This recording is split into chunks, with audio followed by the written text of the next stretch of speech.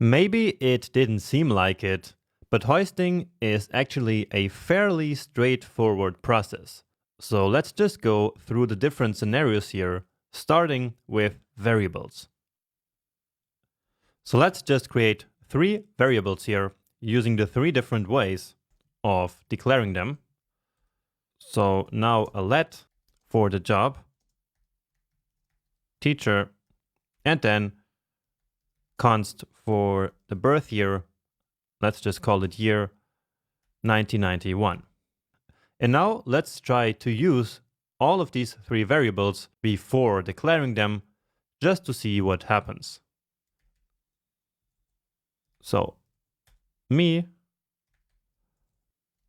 job, and year. So from the rules that we learned in the previous lecture, what do you expect will happen now? Well, the first console.log results in undefined. And that's because variables declared with var are actually hoisted, but they are hoisted to the value of undefined. And so therefore, when we try to access them, undefined is exactly the result that we get. And so that's the reason why we see this here. Then on the contrary, we have this let variable. And so here we see that we cannot access job before initialization. And so that's exactly the kind of error that I showed you in the last slide. And the origin of this error is the fact that the job variable is still in the temporal dead zone here at this point, right? So remember that the temporal dead zone of a variable declared with let or const starts from the beginning of the current scope. And so that's basically here. So in this case, it's the global scope. So from the beginning of the scope until the point of the code where it is defined. And so here. And this means that at this point, of course, the job variable is still in the temporal dead zone. And the same is true for year. And so now we get the same error here for the year variable as well. All right. So let's comment out both of these. Let me just write here that this is hoisting with variables. And now let's try out functions. So let's create function declarations and function expressions here. So function, and again, I will use a simple add. And let me just call it add decl, which stands for declaration AB, and return A plus B. And now a function expression, so add expression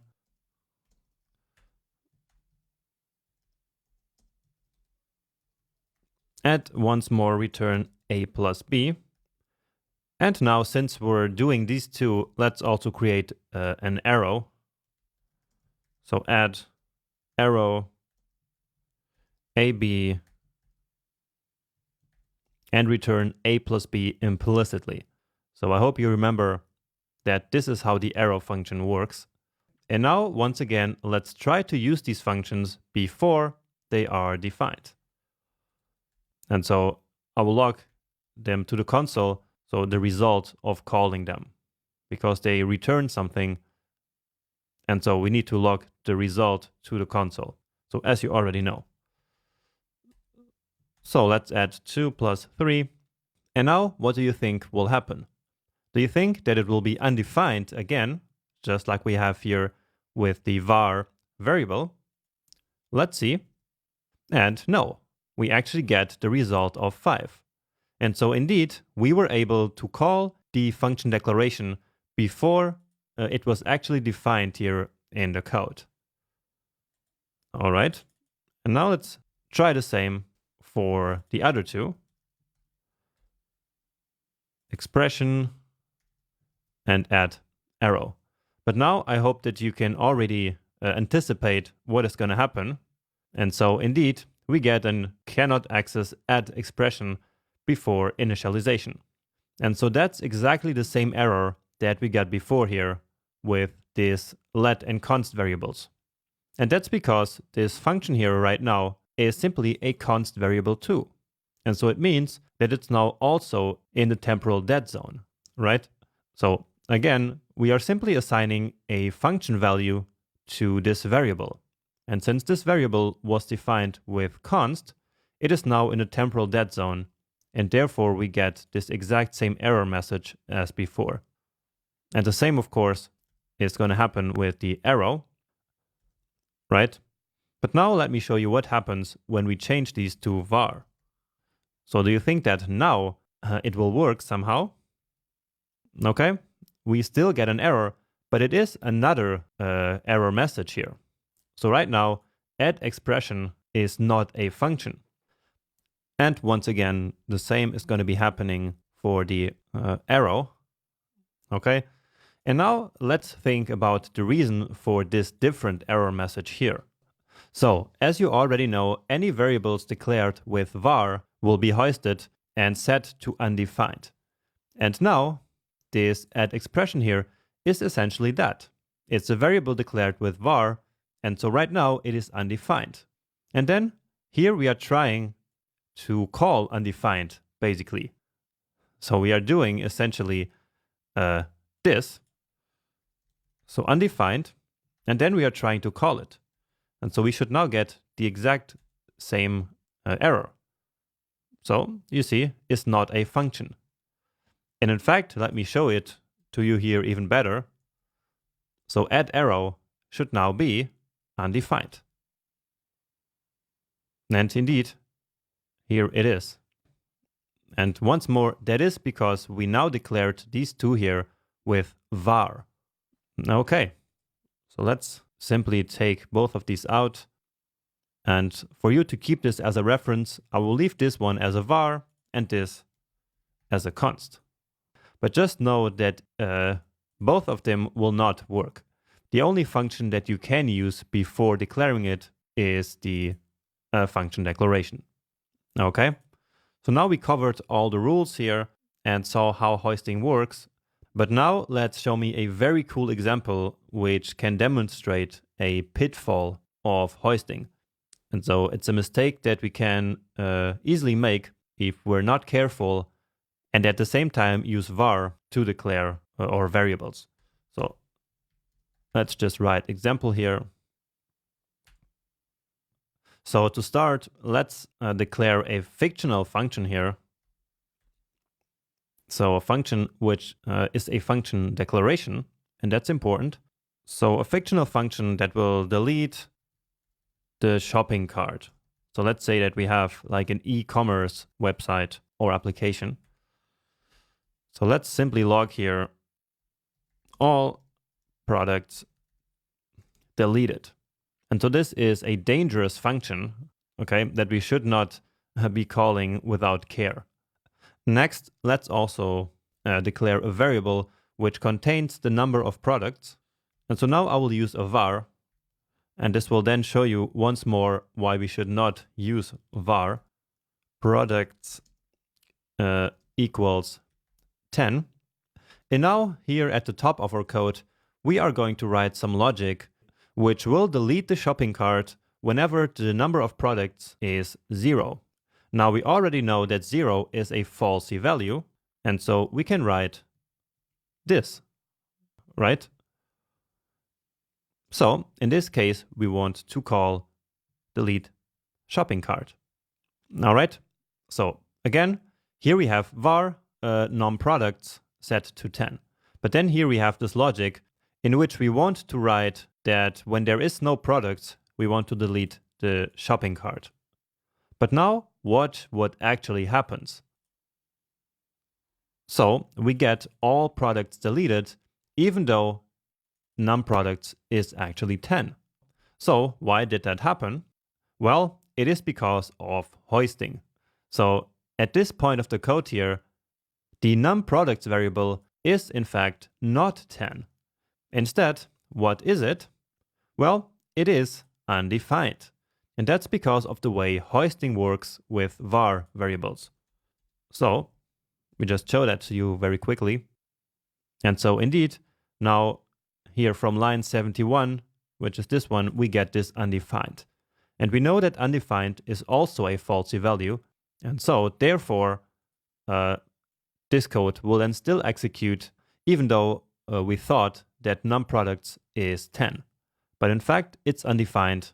And so that will also trigger the execution of this if block here. Now, of course, this is just a fictional, tiny example. But in a large code base with thousands of lines of code and without best practices, something like this can totally happen. And it's going to be a bug that will be hard to find. So what are these best practices? What is the conclusion of all this? Well, as a first step, as I told you many times, just don't use var to declare variables. Use const most of the time to declare variables, and let if you really need to change the variable later. Also, in order to write clean code, you should declare your variables at the top of each scope. That will just make your code at least look a little bit better. Finally, always declare all your functions first and use them only after the declaration. And this applies to all types of functions, even function declarations which are hoisted. So you could use function declarations before you declare them, but still, just don't do that. It's just not clean, okay?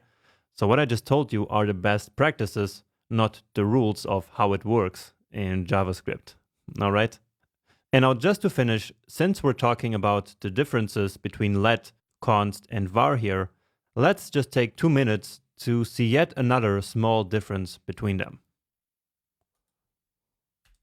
So let's again declare one variable for each. Let y equals 2. So the values don't matter at all here. And now let's just take a look at the window object in the console. Okay, x has been, of course, z here. And so let's now take a look here at the window object here in the console. And window is the global object of JavaScript in the browser. And you can see all kinds of stuff in here.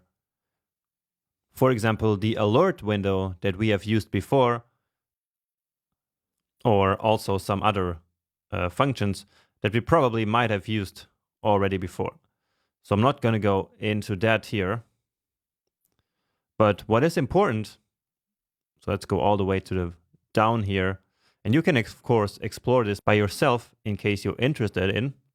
But what matters here is that beside all these functions, we also get a property of x equals 1. And that's exactly the variable that we declared right here using the var keyword.